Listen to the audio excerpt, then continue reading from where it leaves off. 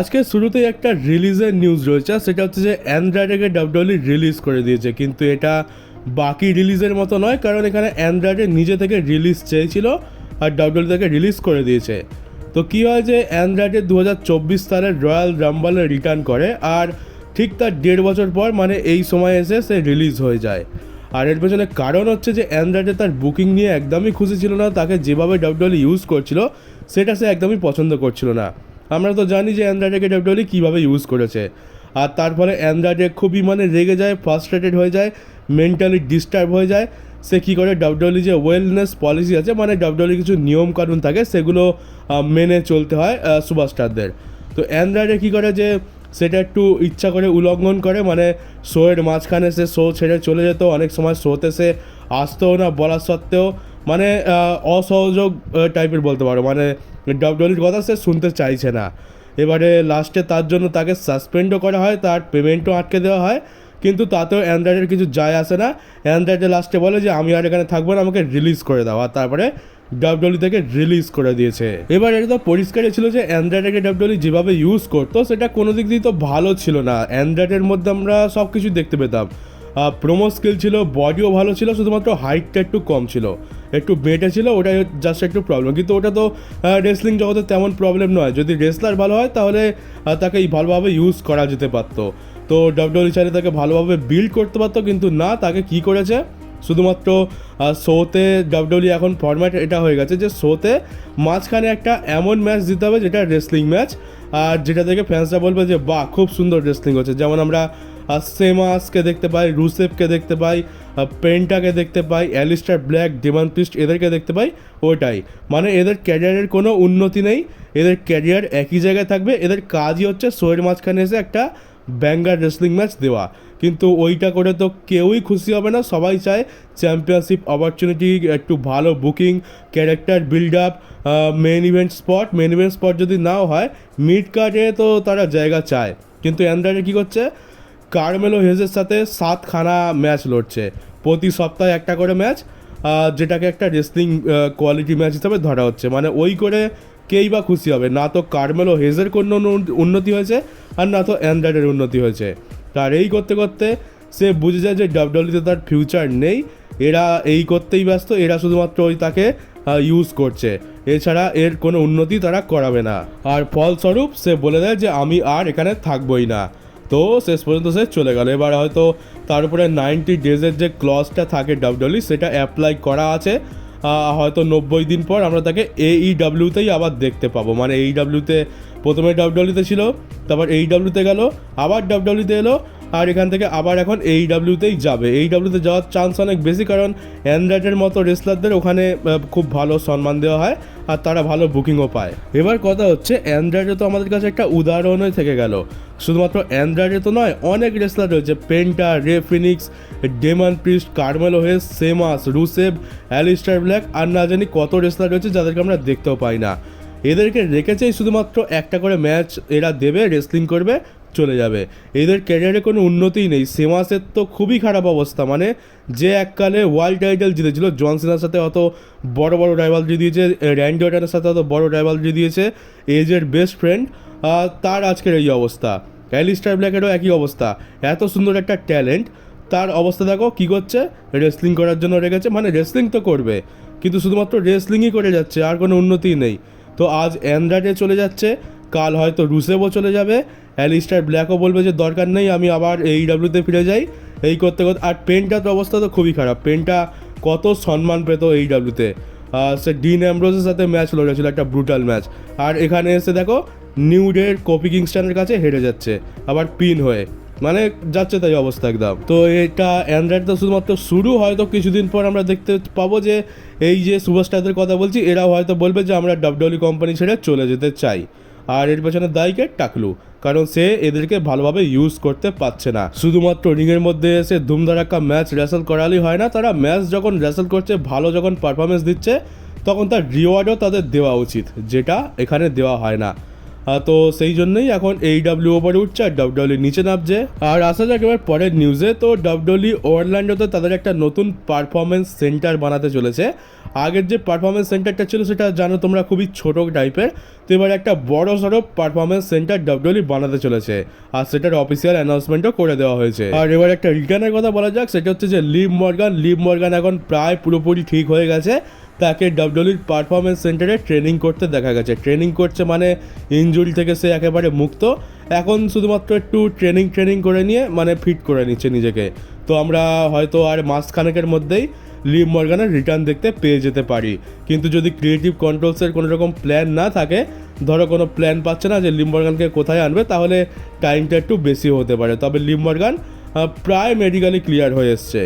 আর আমরা ইলিয়া ড্রাগনভকে নিয়ে তো সেই রেসলম্যানিয়ার আগে থেকে অনেক কিছু শুনতে পাচ্ছি। এমনটা কিছুদিন আগে শুনতে পেয়েছিলাম যে ইলিয়া ড্রাগনভ এজে স্টাইলসের সাথে ফিউড লড়বে। এখন আবার একটা নিউজ আসছে, সেটা হচ্ছে যে ইলিয়া ড্রাগনভ রিটার্ন করবে আর সে রুসেফের সাথে ফিউড লড়বে, এটা আপাতত জানা যাচ্ছে। কিন্তু ইলিয়া ড্রাগনভ যে কবে রিটার্ন করবে আর কবে কার সাথে ফিউড করবে সে তো টাকলুই জানে। আমি তো ভাবছি যে ইলিয়া ড্রাগনভকে আবার এল গ্র্যান্ডে আমেরিকানো না বানিয়ে দেওয়া হয়, কারণ হাইট ছোট, আর যাদের হাইট ছোট তাদের তো ডাব্লিউডব্লিউতে ওই একটাই কাজ রয়েছে। আর তোমরা জেরি দ্য কিং ললারের ব্যাপারে তো সকলেই জানো যে তার হেলথের কন্ডিশন খুব একটা ভালো নয়। কিছুদিন আগেই তার স্ট্রোক হয়েছিল, যার ফলে তাকে অনেক দিন ভুগতে হয় হসপিটালে। আর কি হয় যে রিসেন্ট টাইমে সে রিটার্ন তো করে মানে পুরোপুরি মানে মোটামুটি সুস্থ স্বাভাবিকভাবে তাকে আমরা ডাব্লিউডব্লিউর কমেন্ট্রি টিমেও দেখতে পেয়েছিলাম একবার একটা বড় সামার স্ল্যামেতে। আর কি হয়েছে যে এই কয়েকদিন আগে তার আবার একটা হার্টে স্ট্রোক হয়, মানে আবার তার হেলথ কন্ডিশন খুব বিগড়ে গেছে। হসপিটালে ছিল, এখন ছাড়া হসপিটাল থেকে সে বাড়িতে এসছে, কিন্তু কন্ডিশন বেশ খারাপ। তো বয়স হয়েছে আর হেলথের উপর তেমন বেশি আর চাপ দেওয়া যাচ্ছে না। আর এটা একেবারে অফিসিয়াল হয়ে গেছে যে ব্রক লেসনার ভার্সেস জন সিনার ম্যাচটাই রাসেল পেলুজাতে মেন ইভেন্ট করবে। আর তাছাড়া এত বড় ম্যাচ যে ম্যাচ কার্ডে রয়েছে সেখানে তো এটাকেই মেন ইভেন্ট করতে হতো। আর ডাব্লিউডব্লিউর একমাত্র টাকলু যার মাথায় একটু ভালো বুদ্ধি আছে সে হচ্ছে পল হেমান। আর সে এবারে একটা স্টেটমেন্ট দিয়েছে। পল হেমান বলে যে রেসলম্যানিয়াতে যখন আমি রোমানকে লো ব্লো মেরে সেথ রলিন্সকে জয়েন করেছিলাম তখন তোমরা শক তো হয়েছিলে, কিন্তু এটা তো কিছুই নয়, এখনও এর থেকেও বড় মোমেন্ট আসা বাকি রয়েছে আমাদের জন্য। তবে সেটা কি এটা আমরা খুব সহজেই আন্দাজ করতে পারি, কারণ এখন পল হেমানের শকিং মোমেন্ট মানে হচ্ছে বিট্রে।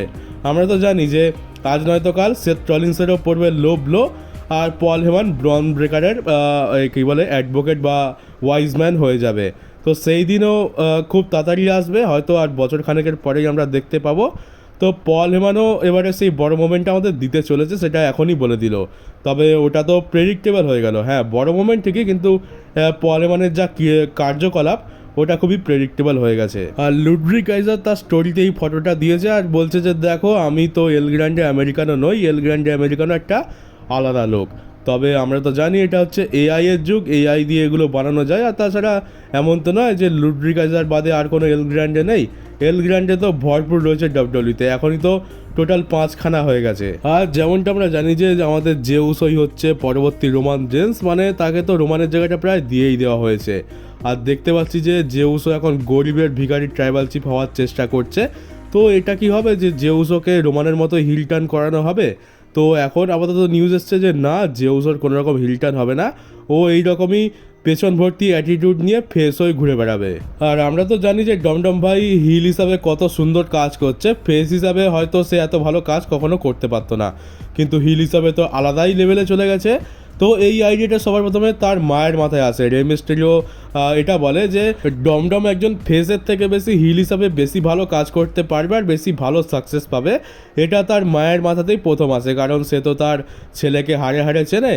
তো এটা প্রথমে তারই মাথায় আসে, আর তারপরে ধীরে ধীরে এইটা একটু ছড়ায় আর লাস্টে টাকলুর মাথায় যায় আর টাকলু হিল টার্ন করিয়ে দেয়। আর এবার শার্লেট ফ্লেয়ারের তরফ থেকে একটা স্টেটমেন্ট এসছে। শার্লেট ফ্লেয়ার বলে যে আমার তো 40 বছর বয়স হয়েই গেছে আর আমি জানি না যে আমি আর কতদিন রেসলিং করতে পারবো, তবে সে তার ফিউচার কী হবে সেটা বলে দিয়েছে। শার্লেট ফ্লেয়ার এখন মা হতে চায়, তো এবারে মনে হচ্ছে অ্যালেক্সা ব্লিসের সাথে থেকে থেকে তারও মা হওয়ার ইচ্ছা জেগেছে। কিন্তু ব্যাপারটা হচ্ছে যে শার্লেট ফ্লেয়ারের অবস্থা তো আমরা জানি, 3টে বিয়ে আর 3টে ডিভোর্স, এখন কারোর সাথে আপাতত নেই, হয়তো আছে আমরা জানি না। তো এবারে তার মা হওয়ার ইচ্ছা হয়েছে। তো আর এদের তো এমনি তো মা হতে গেলে স্বামীর দরকার পড়ে না, যা হোক হলেই একটা হয়ে যায়। তো এখন এটাই হচ্ছে তার ফিউচার। তবে আমার তো মনে হচ্ছে যদি বাচ্চা বাচ্চা হয় তাহলে সিলিকন আর প্লাস্টিক নিয়েই জন্মাবে, মানে যা হাল। তোমরা অনেকেই হয়তো বুঝতে পারবে না, কিন্তু কেন বলছি তোমরা অনেকেই বুঝতে পারছো। কারণ শার্লিট নিজেকে সুন্দর করার জন্য কম সার্জারি তো করায়নি, আর সার্জারি করি আজকের এই অবস্থা হয়েছে। তবে ঠিক আছে, আমি শার্লিটের ইচ্ছাকে সম্মান জানাই, কারণ প্রত্যেকটা মেয়েরই ইচ্ছা থাকে। তো চলো দেখা যাক কবে শার্লিট ক্লার এই গুড নিউজটা দেয়। আর এবার ফাইনালি চলো শন মাইকেলসকে নিয়ে কথা বলা যাক। শন মাইকেলস এমন একজন লেজেন্ড হয়ে গেছে যাকে সবাই সম্মান তো করে কিন্তু বিশ্বাস করতে চায় না, কারণ টাকলুর বন্ধু, আর তাছাড়া কথার দামও তো নেই। তো এবার শন মাইকেলস তো সৌদি আরবেতে ডিমান্ড করা হচ্ছে যে শন মাইকেলসকে ম্যাচ রেসেল করতে হবে। এবারে সবাই বলছে যে শন মাইকেলস তো খালি বলে যে আমি তো এখনও একটা ম্যাচ রেসেল করতে পারবো, আমার মধ্যে এখন একটা ম্যাচ আছে, তাহলে তো সে লড়বেই। এবার শন মাইকেলসকে সেটাই ডাইরেক্ট জিজ্ঞেস করা হয় মিডিয়ার তরফ থেকে, আর শন মাইকেলস বলে যে আমাকে যতই টাকা দিয়ে দিক না কেন আমি আর রেসলিং করব না, আমাকে সৌদি আরব যত খুশি টাকা দিক আমি আর লড়বো না। এবার এটা সে মানে বলছে তো ঠিক আছে, কিন্তু এটার উপর বিশ্বাস তো করা যায় না, কারণ কখনো তো সে বলে যে মানে কদিন আগেই তো বললো আমার মধ্যে এখন একটা ম্যাচ আছে, আমি রেসলিং করতে পারবো। তারপরে শুনতে পাচ্ছি যে তার ডবল নি রিপ্লেসমেন্ট সার্জারি হবে, মানে দুটো পায়েরই নি রিপ্লেসমেন্ট সার্জারি হবে। তো এমনিতেই যে ঠিক করে দাঁড়াতে পারে না, ঠিক করে হাঁটতে পারে না, আবার পায়ে সার্জারি হবে, সে কী করে রেসলিং করবে? আবার এখন বলছে যে আমাকে যতই টাকা দিয়ে দেওয়া হোক আমি রেসলিং করব না, মানে এক এক সময় এক এক রকম কথা বলছে। আর তাছাড়া সত্যি কথা বলতে আমার তো মনেই হয় না যে শন মাইকেলস রেসলিং করার জন্য উপযুক্ত। সে নর্মাল মানুষের মতো সাধারণ জীবনযাপন করতে পারলে সেটাই অনেক, তার হেলথের যা কন্ডিশান। আর সে যদি জোর করে টাকার জন্য রেসলিং করেও নেয় সেটা প্রচণ্ড বেকার হবে। মানে আমরা 2018 সালে যে ডিএক্স ভার্সেস ব্রাদার্স অফ ডিস্ট্রাকশানে তার যে পারফরমেন্স দেখেছিলাম তার থেকে হাজার গুণে খারাপ হবে, তো ওর থেকে না করাই ভালো। কিন্তু বলা যায় না, এরা হচ্ছে আমেরিকানস, এরা টাকার কাছে সবসময় বিক্রি হয়েই যায়।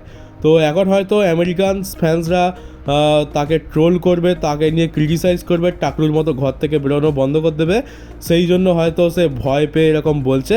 হয়তো হতে পারে যে 2027 সাল যখন এলো রেসলম্যানিয়ার টাইমে হঠাৎ করে দেখলাম যে শন মাইকেলস চলে গেল লড়াই করতে টাকার জন্য, এটা হতেই পারে। আর ডেফিনেটলি এখন যেই রেসলিংয়ের জন্য মানে যে সমস্ত লেজেন্ডরা সৌদি আরবেতে রেসলিংয়ের জন্য রিটায়ারমেন্ট ভেঙে বাইরে আসবে তাদেরকে আমেরিকানসরা প্রচণ্ড খারাপ কথা বলে প্রচণ্ড ট্রোল করবে। তো সেটা শন মাইকেলস খুব ভালো করে জানে, তাই সে ভাবছে যে এখনও তো 2 বছর টাইম রয়েছে, এখন থেকে কেন গাল খাবো, যদি গাল খেতে হয় তো একেবারে রেসলম্যানিয়ার টাইমেই না হয় গাল খেয়ে নেবো। কারণ মানুষ প্রথম একটু উল্টোপাল্টা বলে, তারপর দুদিন পর নিজের কাছে ব্যস্ত হয়ে যায় আর কিছু বলা ছেড়ে দেয়, ভুলে যায়। তো এটাও কোনো ব্যাপারই নয়, তো সে চাইলে রেসলিং করতেই পারে। তো চলো গাইজ, এই ছিল আজকে নিউজ ভিডিও। কেমন লাগলো কমেন্ট বক্সে অবশ্যই জানিও। নতুন হয়ে থাকলে চ্যানেলটাকে সাবস্ক্রাইব করে নোটিফিকেশন বেলটিকে অবশ্যই অন করে দিও, আর ভিডিওটাকে শেয়ার করতে একদমই ভুলো না। তো চলো এবার দেখা হবে ডাব্লিউডব্লিউই নতুন একটা নিউজ ভিডিওতে।